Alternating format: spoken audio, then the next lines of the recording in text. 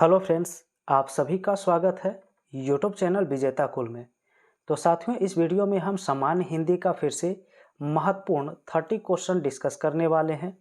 और ये फ्रेंड्स जो आपका वीडियो है सिविल कोड प्यून के री एग्ज़ाम और बिहार कार्यालय परिचारी परीक्षा के लिए काफ़ी महत्वपूर्ण वीडियो होने वाला है।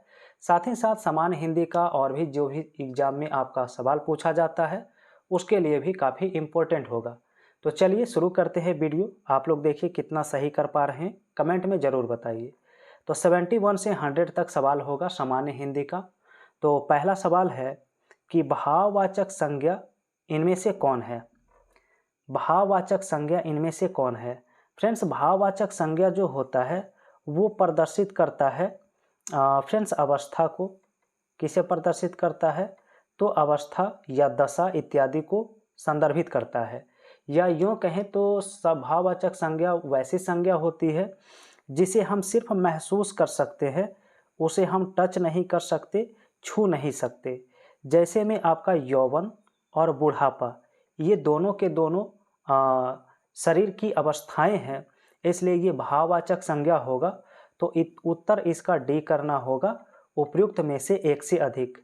जबकि अरविंद यहाँ पर एक व्यक्ति का नाम दिया है, तो ये पार्टिकुलर नाम होने के कारण इसे हम व्यक्तिवाचक संज्ञा कहेंगे। तो राइट आंसर इसका डी है। नेक्स्ट क्वेश्चन में है, यह घर मेरा है और वह तुम्हारा रेखांकित शब्द क्या है? 72 का आंसर। तो फ्रेंड्स यहाँ पर देखिए, घर जो बताया गया है यह एक संज्ञा है। यह घर मेरा है, तो घर यहाँ पर क्या है? संज्ञा के रूप में प्रयुक्त हुआ है। राइट आंसर इसका ए हो जाएगा। ठीक है। अगला क्वेश्चन 73 लिखा, निम्न में से कौन सा उत्तम पुरुष सर्वनाम है?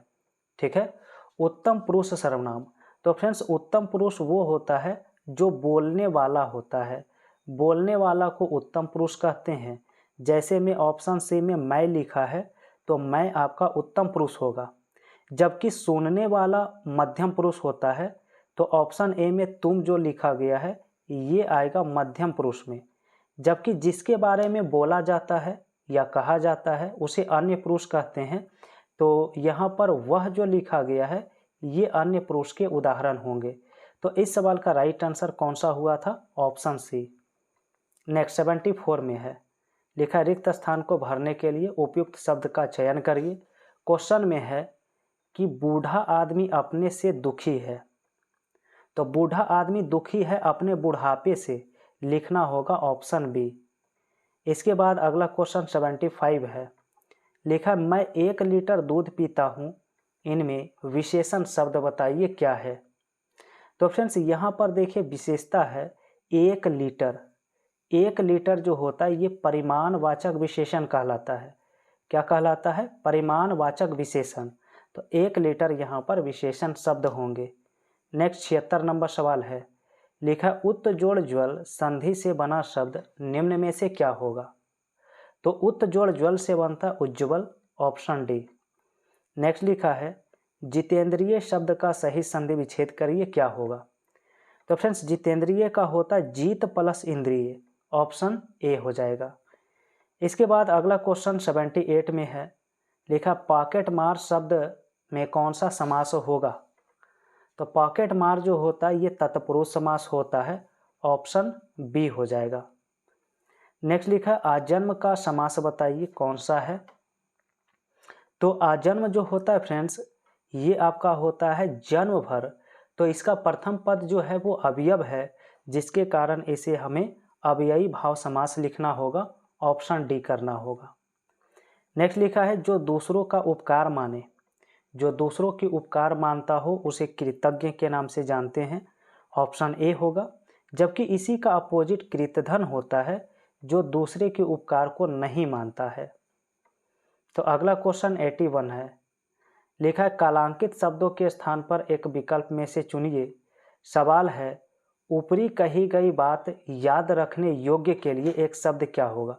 ऊपरी कही गई बात, तो 81 का ऑप्शन सी करना होगा, इसे उपर्युक्त कहते हैं। नेक्स्ट लिखा है, शुद्ध वर्तनी इनमें से कौन है? 82। तो 82 में देखेंगे फ्रेंड्स, तो शुद्ध वर्तनी जो लिखा गया है वो पैतृक लिखा गया है, तो पैतृक इसका करेक्ट आंसर सी होगा। ठीक है। अगला क्वेश्चन, नेक्स्ट क्वेश्चन 83 में है, निम्न में से वर्तनी की दृष्टि से अशुद्ध शब्द का चयन करें। यानी एक आपका यहाँ पर गलत शब्द का चयन करना है। तो निवृत्ति जो लिखा गया, निवृत्ति यहाँ पर अशुद्ध रूप में लिखा गया है, तो इसका राइट आंसर क्या हो जाएगा? ऑप्शन ए हो जाएगा right answer. Next question friends 84 में है, निम्नलिखित विकल्प में से सही विकल्प यानी शुद्ध वाक्य को छांटिए। शुद्ध वाक्य इनमें से कौन सा दिया गया है? तो इन ऑप्शन को पढ़ने पर ऑप्शन सी बिल्कुल शुद्ध रूप में लिखा गया है।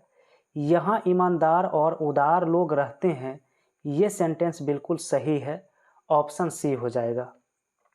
इसके बाद अगला क्वेश्चन 85 में है, मैं अपनी बात का स्पष्टीकरण के लिए तैयार हूँ। उक्त वाक्य का शुद्ध रूप निम्न में से क्या होगा? तो 85 के लिए राइट आंसर सी करना होगा। इसका शुद्ध रूप होगा, मैं अपनी बात के स्पष्टीकरण के लिए तैयार हूँ। सी ऑप्शन राइट है। नेक्स्ट लिखा है, पयोधी शब्द में किसका पर्यायवाची शब्द होगा? पयोधी के लिए पर्यायवाची शब्द पूछा गया है। याद रखेंगे इसका आंसर बी होगा, समुद्र का ये पर्यायवाची होता है। नेक्स्ट क्वेश्चन 87 लिखा है, रिजु का पर्यायवाची शब्द बताइए। रिजु का फ्रेंड्स बिल्कुल सरल होता है, सीधा होता है, आंसर बी हो जाएगा। नेक्स्ट सवाल है कि सज्जन का विपरीतार्थक शब्द यानी सज्जन का उल्टा शब्द क्या है? तो सज्जन का होता है दुर्जन, डी ऑप्शन। नेक्स्ट लिखा है, विलोम शब्द का कौन सा युग्म यहाँ पर सही है? तो फ्रेंड्स पहला ऑप्शन का पुरुष का कायर लिखना गलत है, क्योंकि कायर का उल्टा निडर होता है। ठीक है। और दूसरा यहाँ पर कुत्ता का निंदा लिखा है, जो गलत है, क्योंकि निंदा का प्रशंसा होता है। तो हमारा आंसर सी राइट है। सकल का विकल लिखना यहाँ पर राइट आंसर होगा। और अगला क्वेश्चन 90 नंबर प्रश्न है। तो देखिए 90 में क्या लिखा है सवाल में, निम्नलिखित मुहावरे का अर्थ विकल्प में से छांटिए। क्वेश्चन में है कि बड़ी सावधानी से काम करना। तो बड़ी सावधानी से काम करना मतलब है भूख फूंक कर कदम रखना।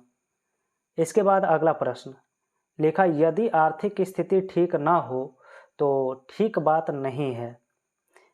ठीक है। इसका राइट आंसर क्या होगा? तो ऑप्शन सी होगा, चादर के बाहर पैर पसारना। ठीक है। इसका अर्थ यही है, चादर के बाहर पैर पसारना। नेक्स्ट 92 लिखा है, कविता की परख निबंध के लेखक कौन है? तो इसका राइट आंसर डी होता है, रामचंद्र शुक्ल। नेक्स्ट है, निम्न में से कौन सा शब्द तद्भव शब्द होंगे? तो 93 का राइट आंसर ऑप्शन डी होता है, कंधा, क्योंकि कंधा का जो तत्सम शब्द होता है वो स्कंध होता है। तो राइट आंसर डी होगा। नेक्स्ट 94 है, हिमालय से अनेक नदियां निकलती है। इस वाक्य में किस कारक के प्रसर्ग का प्रयोग हुआ है? तो फ्रेंड्स हिमालय से नदी का निकलना कहीं ना कहीं हिमालय से अलग होने का बोध करा रहा है, और जहाँ पर अलगाव का बोध होता है वहाँ पर आपादान कारक प्रयुक्त होता है। आंसर सी होगा। नेक्स्ट सवाल है, कृतवाच्य से संबंधित वाक्य कौन सा है? तो कृतवाच्य जिसमें कर्ता प्रधान होगा वो आपका कृतवाच्य होगा। जैसे ऑप्शन सी में लिखा गया, लड़का पढ़ रहा है, बिल्कुल इसमें लड़का जो है कर्ता है और पढ़ने का काम कर रहा है, इसलिए आंसर सी राइट होगा। नेक्स्ट क्वेश्चन लिखा, वह चला होगा वाक्य किस काल से संबंधित है? तो यहाँ पर यह संदिग्ध भूतकाल में होगा। क्या होगा? संदिग्ध भूतकाल, ऑप्शन डी होगा। नेक्स्ट क्वेश्चन 97 अब यहाँ पर लिखा है कि निम्नलिखित उपसर्गों का एक एक शब्द बताइए, सही कूट का मिलान करिए। तो 97 का फ्रेंड्स जो होगा ए ऑप्शन का, ठीक है, अप जो लिखा गया है तो अप का क्या हो जाएगा? अपमान हो जाएगा। जबकि बी का अन से जो आपका बनेगा अनबन, और आ से आदान बनेगा। तो 97 का ऑप्शन सी करना राइट आंसर होगा। नेक्स्ट क्वेश्चन 98 लिखा है, इनमें से किस शब्द में कोई उपसर्ग नहीं लगा हुआ है?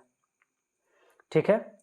तो फ्रेंड्स बेकार में बे उपसर्ग है, बेखबर में भी लगा हुआ है, बेगुनाह में भी है, बट बेलदार में कोई भी उपसर्ग नहीं है, इसलिए बी ऑप्शन मार्क करेंगे। 99 लिखा टिकना प्लस आऊ से कौन सा शब्द बनेगा? तो टिकना प्लस आऊ से बनता है टिकाऊ, ए ऑप्शन राइट होगा।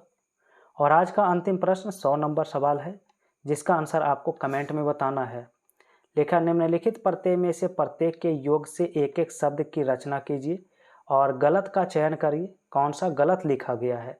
चलिए फटाफट आप लोग मार्क करिए आंसर कौन सा ऑप्शन है। तो फ्रेंड्स, आप सभी का लाइव क्लास भी प्रतिदिन होता है इस चैनल पर रात 8 बजे से, ज़रूर जुड़िए। काफ़ी महत्वपूर्ण मॉक टेस्ट हम प्रतिदिन डिस्कस करते हैं। और फ्रेंड्स, ये वीडियो आप सभी को पसंद आया हो तो लाइक कर दीजिए, शेयर करिए। पहली बार जुड़े हैं तो चैनल को अभी सब्सक्राइब करके बेल आइकन की घंटी प्रेस करिए।